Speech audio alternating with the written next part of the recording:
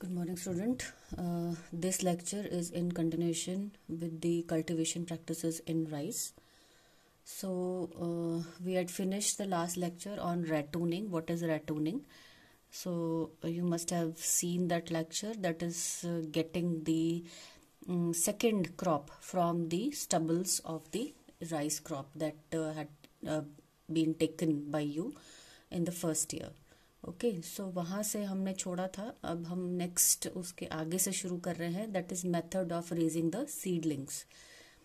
Okay so there are different methods. सबसे पहला method हम देखेंगे वेट बेड नर्सरी, जो कि वर्ल्ड में काफ़ी पॉपुलर है और ज़्यादातर स्वम्पी एरियाज में जहाँ पानी ज़्यादा होता है वहाँ पे इनके बेड्स रेज किए जाते हैं.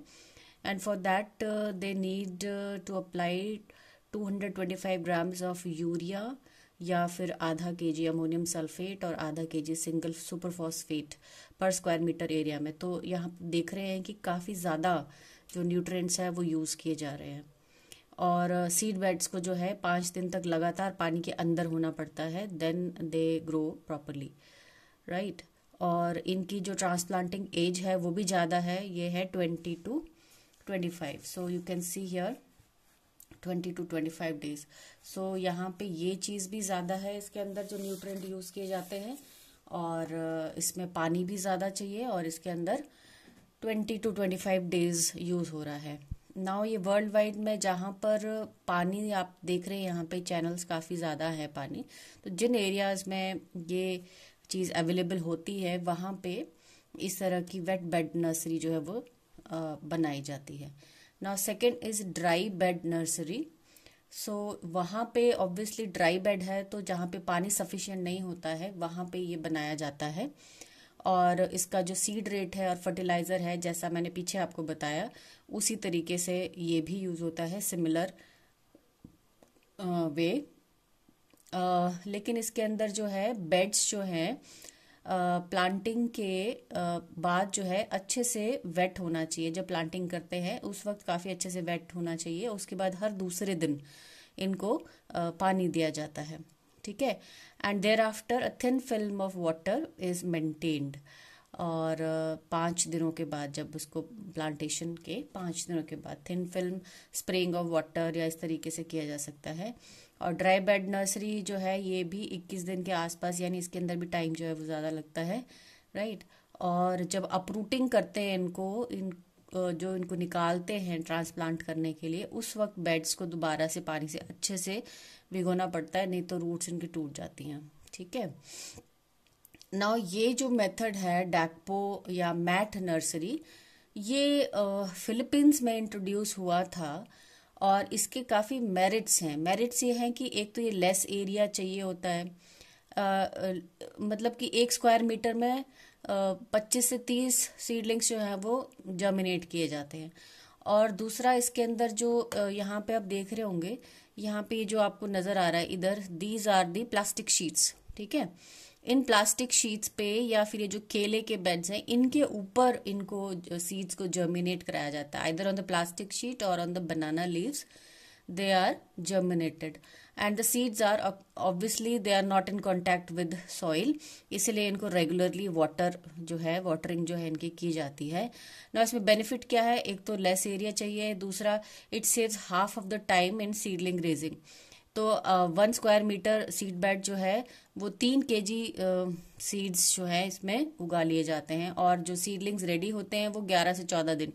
सो वहाँ पे हमने देखा था वेट एंड ड्राई नर्सरी में, उसमें क्या था, ड्राई में था 21 दिन और वेट में था अराउंड 24 to 25 डेज. सो वो काफ़ी ज़्यादा था, राइट. तो इसके अंदर एरिया भी कम चाहिए, इसके अंदर पानी भी इतना नहीं उसके बराबर नहीं चाहिए होता है, बट वाटर तो रेगुलर करना पड़ता है, और सीडलिंग जल्दी भी तैयार हो जाते हैं. तो ये एक काफ़ी अच्छा मेथड है जो इंडिया ने अडेप्ट किया है फ्रॉम फिलीपींस में ये ज़्यादातर यूज़ होता है. ओके, नाउ आफ्टर दैट जब हम नर्सरी में जो है हमने इनको उगा लिया है, अपने धान की जो बालियां हैं उनको, उसके बाद इनका हम क्या, ये लैंड प्रिपरेशन की जाती है. सो ब्रशिंग, क्लियरिंग, रिपेयरिंग, है ना, water control structure, ploughing, puddling, ये सारी चीज़ें जो है, ये जो यहाँ पे जो खेती करते हैं लोग उनको ज़्यादा मालूम होगा। तो फर्स्ट प्लोइंग, ठीक है, फर्स्ट प्लोइंग कब की जाती है? ट्रांसप्लांट शुरू होने के 2-3 हफ्ते पहले फर्स्ट प्लोइंग की जाती है, ताकि मिट्टी को थोड़ा सा लूज किया जा सके। फिर सेकेंड प्लोइंग की जाती है 7 से 10 दिन पहले, जो है फर्स्ट प्लोइंग जब होती है ना, उसके बाद 10 दिन या 1 हफ्ता बाद, है ना, वो फर्स्ट प्लोइंग के बाद की जाती है। फिर उसके बाद क्या किया जाता है, उसके अंदर सॉइल को प्रॉपर से, यहाँ पे आप देखते हैं, आइदर ट्रैक्टर से किया जाता है या हैंड ड्रिवन ट्रैक्टर से किया जाता है या बैलों से भी किया जाता है, जहाँ पे ये चीजें जा नहीं पाती है। So larger soil particles are convert into smaller particles obviously. और उसके बाद जो है पडलिंग, यानी पानी से भरा जाता है खेतों को 10 दिन आफ्टर द सेकेंड प्लोइंग। तो सेकेंड प्लोइंग के 10 दिन के बाद जो है, और ट्रांसप्लांटिंग के 1 दिन पहले पूरा जो खेत है उसको पूरा पानी से भर दिया जाता है, ताकि मिट्टी जो है ना वो अच्छे से घोलना बोलते हैं, जैसे हम लोग अगर हिंदी में बोलें तो मिट्टी को घोला जाता है ट्रांसप्लांटिंग के 1 दिन पहले, ताकि अच्छे से महीन और मिक्स हो जाए सारी चीजें, और जो जड़ें हैं हमारे सीडलिंग्स की वो अच्छे से पकड़ सके। और फर्टिलाइजर जो है वो डाला जा सकता है जस्ट बिफोर पडलिंग, पानी भरने से पहले। ब्रॉडकास्ट मेथड जो है वो यूज किया जा सकता है इसके अंदर। Now we move on to transplanting. Transplanting जो है एक हैंड ट्रांसप्लांटिंग होती है और एक ब्रॉडलिंग होती है ना। हैंड ट्रांसप्लांटिंग जो है ये मशीन ड्रिवन भी होती है इस तरीके से, और ये जो है हैंड अपने हाथों से कर रहे हैं, और ये जो है मशीन यूज कर रहे हैं। ये दोनों ही हैंड ट्रांसप्लांटिंग के अंदर ही आती है, ठीक है। और इसके अंदर ज्यादातर जो है 1 से आधा से 1 इंच डीप ट्रांसप्लांटिंग जो है वो बेस्ट मानी जाती है। और हिल्स में इसमें ज्यादा थोड़ा गैप होता है 8x8 का, और वेट सीजन में, और ड्राई सीजन में ये 6x6 का, है ना। But depending upon space and your facilities it can be changed. ना ब्रॉडलिंग मेथड क्या होता है कि जो सीडलिंग्स होते हैं उनको ऐसे ही जमीन में फेंक दिया जाता है, ताकि वो अपने आप पकड़ ले। स्पेशली ऐसी जमीन पे जो कि बॉगी होती है, जैसे यहाँ आप देख रहे हैं, यहाँ बहुत ज्यादा पानी इस तरीके से है कि आपको चलना मुश्किल है, और ट्रैक्टर भी इस पे नहीं आ सकता है, चलना भी मुश्किल हो जाता है ना, difficult to walk in them. So the seedlings are thrown randomly into the puddled soil. Okay, this technique requires smaller plot than found ordinarily. तो ये छोटे उसमें जहाँ पे इतना ज़्यादा ट्रैक्टर और ये लोग नहीं जा सकते, ऐसी जगह पे उनको थ्रो करके हम ट्रांसप्लांटिंग करते हैं, उसको हम बोलते हैं ब्रॉडलिंग, राइट। सो इस तरह से शॉर्ट नोट आप देख सकते हैं ट्रांसप्लांटिंग कैसे मेथड्स हैं, किस तरह से करते हैं, ब्रॉडलिंग क्या होता है, हैंड ट्रांसप्लांटिंग कैसे की जाती है ना, इस तरह के। नाउ उसके बाद ट्रांसप्लांटिंग के बाद जब प्लांट थोड़ा सा बड़ा हो जाता है तो वीड कंट्रोल किया जाता है। क्योंकि वीड कंट्रोल क्यों जरूरी है? क्योंकि वीड अगर नहीं कंट्रोल करेंगे तो यील्ड जो है वो 20 से 40% तक कम हो जाती है। और वीड्स को हर 20 दिन, ट्रांसप्लांटिंग के 20 दिन के बाद निकाला जाता है, और सेकंड जो है वो करीब 50 या 60 डे के बाद, ट्रांसप्लांटिंग के बाद ये निकाली जाती हैं वीड्स। ना यहाँ पे आप मशीन देख रहे हैं, ये मशीन से जो है अगर अच्छे से लगाए हैं ये, तो मशीन के द्वारा भी हम लोग वीडिंग कर सकते हैं, या फिर ये जो है यहाँ पे ये हैंड पिकिंग हो रही है वीड्स की, है ना। और यहाँ पे भी ये भी एक तरह से मशीन ही यूज कर रहे हैं, जो कि हैंड ड्रिवन है। ये थोड़ी बड़ी है, छोटी है, और यहाँ पे स्प्रे हो रहा है ना, तो स्प्रे से भी वीडिसाइड जो है 2,4-D आपने पिछले साल पढ़ा होगा, it's a kind of auxin जो कि ब्रॉड लीव्स को कंट्रोल करता है। So these are certain herbicides और weedicides. So you can go through. Machete जो है वो करीब 1.5 kg पर हेक्टेयर, है ना, वो यूज किया जाता है। फिर थियोबेनकार्प जो है वो भी 1.5 kg per hectare.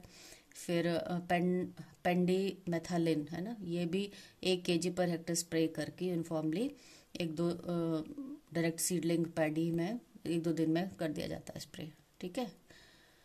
Now these are some common pictures that you usually see in the rice field, ठीक है।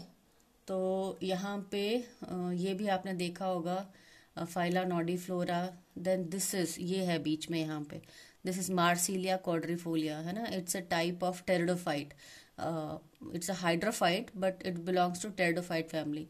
ये पिछली जो क्लासेस थी उनमें मार्सिलिया भी होता था एक आपको टेरिडोफाइट पढ़ने के लिए, बट अब रिमूव कर दिया है वो। सो मार्सिलिया क्वाड्रिफोलिया है यहाँ लगा हुआ। This is Cyperus difformis, then Paspalum, है ना। फिर फिम्ब्रिस्टाइलिस, देन डिजिटेरिया, आइकिनिकोला, देन आइकिनिकोला कोलोना। ये अलग अलग स्पीशी है दोनों की, है ना। So these are certain grasses which you usually see. और क्योंकि ये ग्रासेस है तो ऑब्वियसली इनको हम ब्रॉड लीफ उनसे नहीं कर पाएंगे, विडिसाइड से इनको नहीं हटा पाएंगे, इनको मैनुअली या मशीन से ही निकाला जा सकता है, ठीक है। ये हो सकती है, दिस इज ब्रॉड लीफ, तो इससे हम स्प्रे करके इसको हटा सकते हैं। सो एक दो वीड्स जो हैं वो आपको याद होनी चाहिए कि वीड्स के नाम बताओ फिलिप्स में, है ना। इस तरह का क्वेश्चन आ सकता है। Then next is harvesting. Now what is harvesting? It is the collection of the mature rice crop from the field. जब पूरा ये मैच्योर हो जाता है तो उसकी कटिंग और उसको क्या बोलते हैं, रीप करना, उसमें से धान निकालना, धान में से राइस निकालना, उनकी सफाई करना, है ना, उनका छिलका निकालना, सारी चीजें हार्वेस्टिंग में आ जाती हैं, right. So paddy harvesting activity include reaping, stacking, handling, threshing, cleaning, hauling. और ये सारा जो है, एक होता है कंबाइन, एक मशीन होती है कंबाइन, ठीक है, उससे सारा कुछ कर दिया जाता है। जो बड़े बड़े खेत होते हैं और बड़े बड़े किसान होते हैं जिनके कई हेक्टेयर्स में ज़मीन होती है, वहाँ पे कंबाइंस यूज़ किए जाते हैं। कंबाइंस बहुत अच्छी आपको आउटपुट देता है, बट इसमें एक ड्रॉबैक रहता है, स्पेशली अगर हम इंडिया के कॉन्टेक्स्ट में बोलें तो जो हस्क होता है और जो ब्रैन अगर निकल जाता है, वो मशीन जो है वो सारा का सारा खेत में ही थ्रो करती है। जबकि इंडिया में अगर हम इनको थ्रेशर या मिलर, जो हम रोलर जो बोलते हैं, उनको यूज करते हैं तो वो जो हस्क है वो निकाल के यूज किया जाता है as a fodder for the horses, ठीक है। हिंदी में आई थिंक फक बोलते हैं इसको और समथिंग कुछ, I think I don't remember exactly, but कुछ इस तरह का वर्ड है जो यूज किया जाता है इसके लिए, राइट।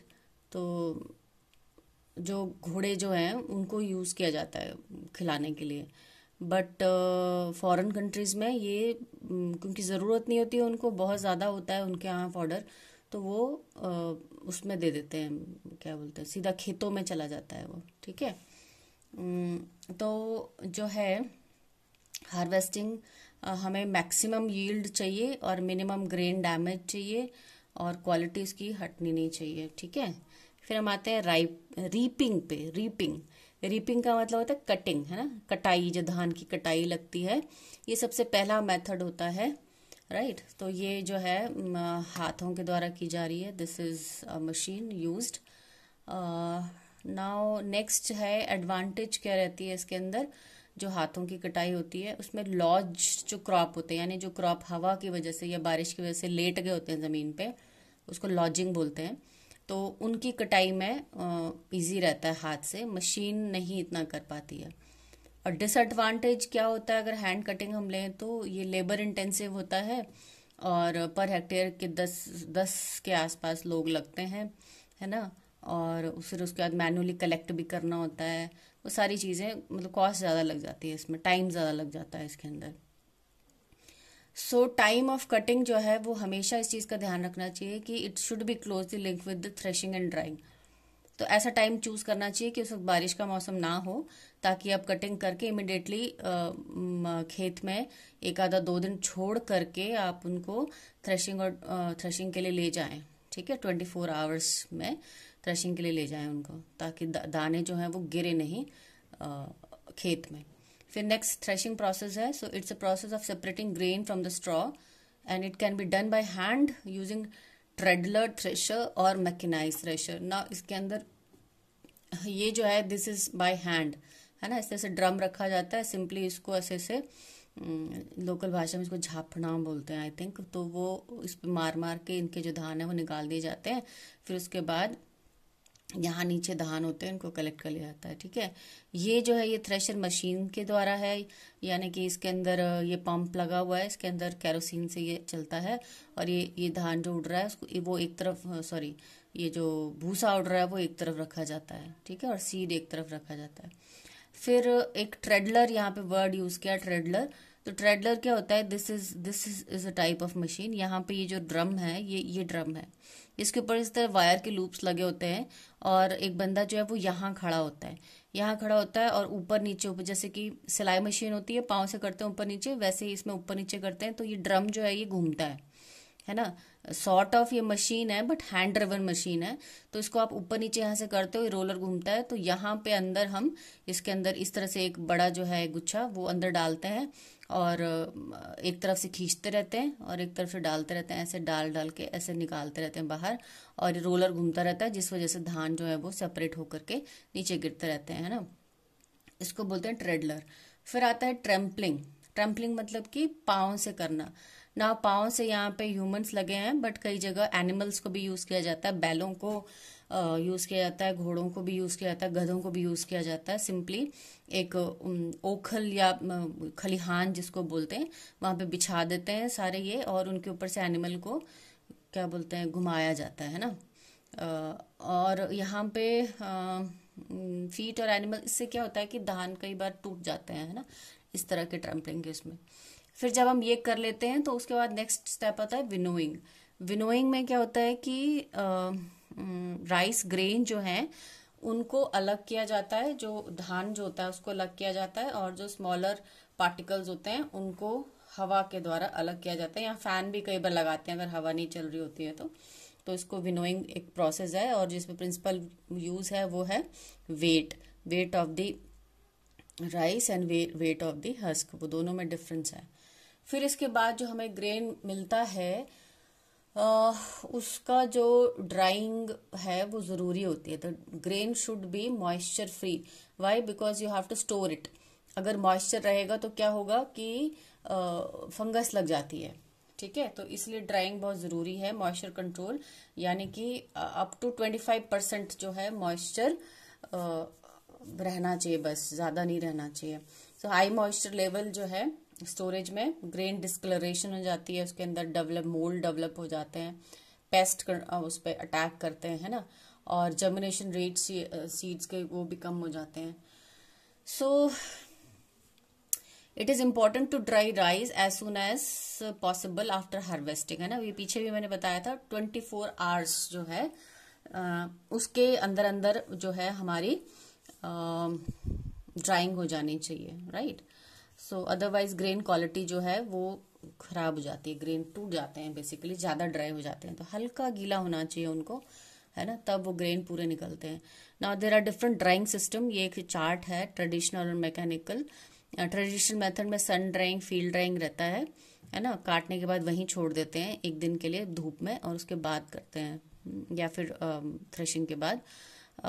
फिर मैकेनिकल के अंदर आता है आपका heat air drying, low temperature drawing, solar drawing, है ना। लो टेम्परेचर ड्राइंग में भी आई डोंट नो आपको पता होगा कि नहीं, पर अगर ठंडी हवाएं जो होती हैं वो मॉइस्चर निकाल लेती हैं, तभी आपको सर्दियों में आपकी स्किन भी ड्राइड लगती है, बिकॉज ठंडी हवा आपके स्किन से मॉइस्चर निकाल देती है। फ्रिज में आप कुछ चीज रखते हो, कोई फ्रूट रखते हो, तो कुछ टाइम के बाद वो बिल्कुल ऐसे इकट्ठा सा हो जाता है, क्योंकि उसका मॉइस्चर जो है वो ठंडी हवा से चला जाता है। तो यही सिस्टम यूज करते हैं लो टेम्परेचर ड्राइंग में। तो लो टेम्परेचर करते हैं तो उसका मॉइस्चर वो ठंडी हवा जो है वो सोक कर लेती है, वो स्टोर, ड्रायर भी हो सकता है, ग्रेन कूलर भी हो सकता है। हीट ड्राइंग में बैच वाइज हो सकता है, रिसर्कुलेटिंग ऑफ हो सकता है, कंटिन्यूसली ड्राई फ्लो, है ना, या डिफरेंट मेथड्स हैं।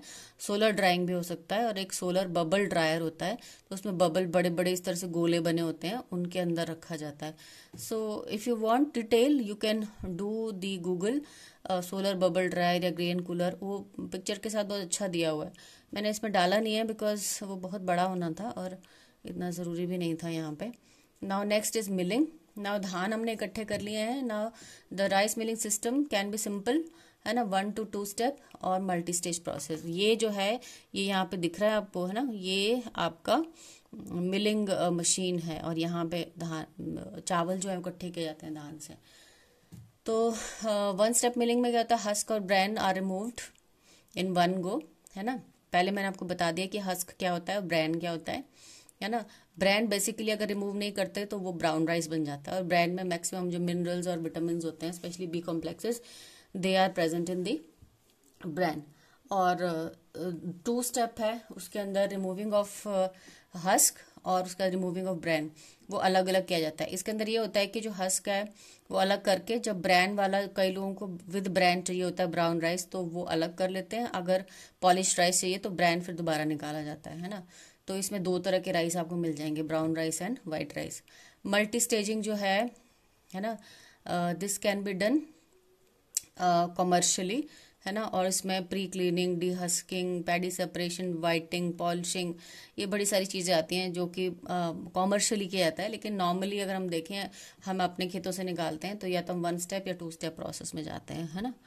तो ये चीज़ है आपकी मिलिंग में। नाउ राइस मिलिंग का ये एक छोटा सा ओवरव्यू है इसका चार्ट, कि पैडी राइस में ऑब्वियसली डिग्री ऑफ मिलिंग उसमें नहीं की जाती है। Whole rice clean after harvest before it is milled, sorry हाँ मिल्ड, तो पैडी राइस बोलते हैं, मतलब कि धान है, इनडाइजेस्टिबल बाय ह्यूमन, है ना। बट वो एनिमल फीड में उसको धान को छिलके के साथ भी खा सकते हैं। Whole grain rice, brown, red, black, तो इसके अंदर हल और husk is removed with the bran और जर्म इंटैक्ट, तो इसके अंदर सिर्फ हस्क निकालते हैं, ब्रैन यानी कि ब्राउन राइस आप समझ लो, ब्राउन राइस, है ना। So whole 100% grain rice taken from the natural colour of the bran, chew in texture, nutty flavour, बहुत अच्छा होता है। अगर हम इसको कच्चा भी खाएं तो ये जो ब्राउन राइस होता है वो बहुत टेस्टी होता है खाने में, अगर आपने कभी खाया हो तो। और वाइट राइस में क्या होता है कि हल, ब्रैन, जर्म सब कुछ रिमूव कर दिया जाता है, इसके अंदर कार्बोहाइड्रेट ज़्यादा रह जाता है। ओके, सो ये इसका एक ओवरव्यू है जो आपका राइस के अंदर आता है। So this is all about the rice cereal. सो आपने 2 कर लिए हैं अभी, व्हीट कर लिया है और राइस कर लिया है, राइट। और अभी मैं आपका 1 मिनट लूंगी एक्सप्लेन करने के लिए ये कि जो पीपीटीज आप लोग दे रहे हैं मुझे बना करके, उनके अंदर आपने वॉइस डालनी है। और अपनी पीपीटीज को प्लीज आप ऐसा रखिए कि उनमें कुछ करेक्शंस मैं कर सकूं। सीधा आप अगर कॉपी पेस्ट करते हो, आप स्लाइड शेयर से उठाते हो, तो उसको भी आप जो है, देयर आर डिफरेंट मेथड्स कि आप उसको अपनी पीपीटी में ट्रांसफर कर सको, ठीक है। और जो पिक्चर्स हैं वो आप नेट से ले सकते हैं।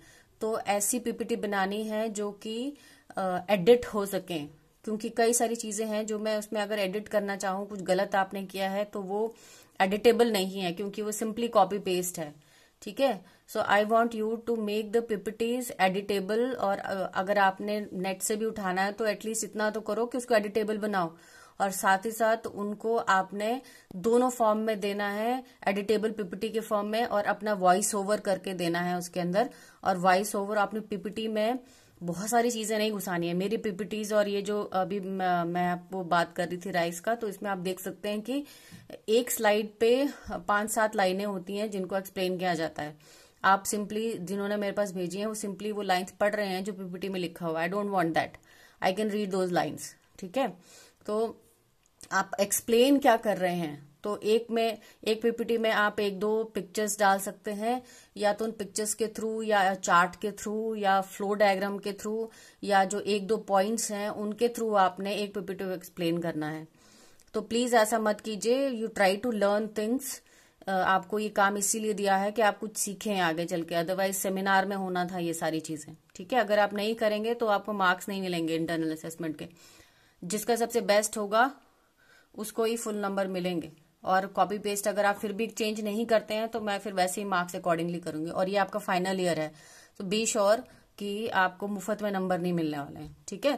तो थोड़ी मेहनत करो, आई एम श्योर कि आप बहुत अच्छे से इसको कर पाओगे। Okay, thanks.